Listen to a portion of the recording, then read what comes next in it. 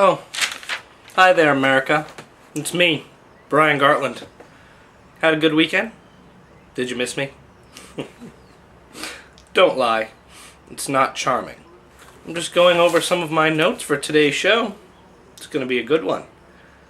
Welcome to the 5-Minute News Hour. Thanks for tuning in. Oh, this is a good one.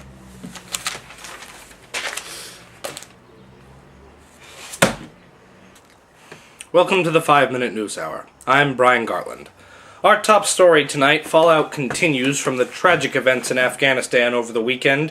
Acting alone, one U.S. soldier moved through two small towns in southern Afghanistan Saturday and Sunday night, killing 16 Afghani citizens and burning some of their bodies. While the fallout has not produced the demonstrations or violence that last month's burning of holy books from a library did in the volatile country, the actions have been condemned by the Afghani government, and Al-Qaeda has sworn revenge. The incident has also caused at least one aspiring screenwriter to shelve for now his project Afghanistrambo, First Blood. Reports do have it that he will focus instead on Supreme Court Justice Dredd. Our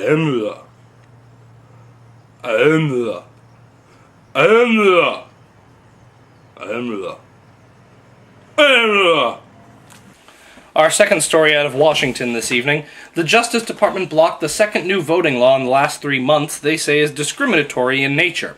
Texas this week and South Carolina in December had new voter ID laws blocked by the Justice Department because they believe that the laws were put in place to prevent black voters in South Carolina and Latino voters in Texas from obtaining their legal right to the voting booths.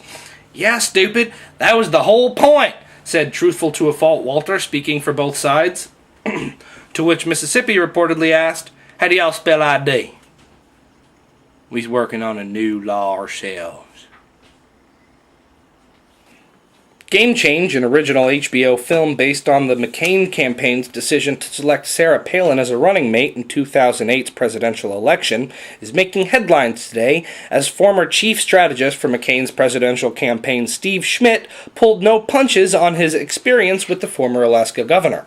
When asked if the hockey mom had a future in politics for the GOP, Schmidt responded simply, "I hope not."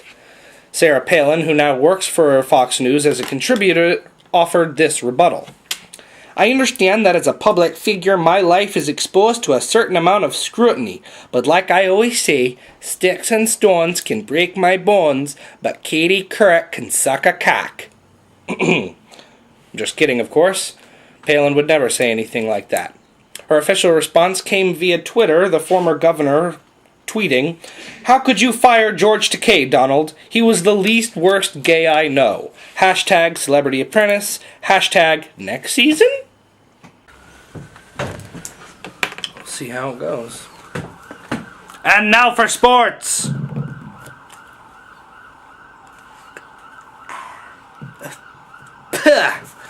Spring training is underway this month for Major League Baseball, and some teams are already making headlines. Last year's National League Most Valuable Player, Milwaukee Brewer Ryan Braun, was in the news this offseason after failing a drug test, but his 50-game suspension was overturned after an appeal. Begging the question, what makes your bullshit little store so much more important than Major League Baseball, Miss Uptight Human Resources Lady? My sample was tainted too. You don't have any idea how tainted that shit was. And now for the weather, we go to our newest 5-Minute News Hour correspondent, Nick Aliff. Nick? How's the weather, buddy? It's good. It's really bright and it's kind of mild. How's the wind? There's no wind. Cool. Yeah, I mean, it's good ball weather. Yeah? Yeah. You want to play ball? Yeah, hold on, let me finish the news. All right. Very informative. Good stuff. And finally tonight wait, seriously? News. Authorities in western New York have arrested 4 young Amish men and charged them with illegal possession of alcohol after their buggy collided with a police car. Police are undecided on how to handle the event, some calling it youthful indiscretion from one of America's least understood religious minorities, others saying that it was the absolute lamest example of radical violent extremism yet perpetrated on American soil. In any event, Harrison Ford claims to have seen the whole thing. For all of me here at the 5-Minute News Hour, and for Nick Aliff, I'd like to thank you all for tuning in. Have a good day, and a great day. Come say hi to the people for me, Nick.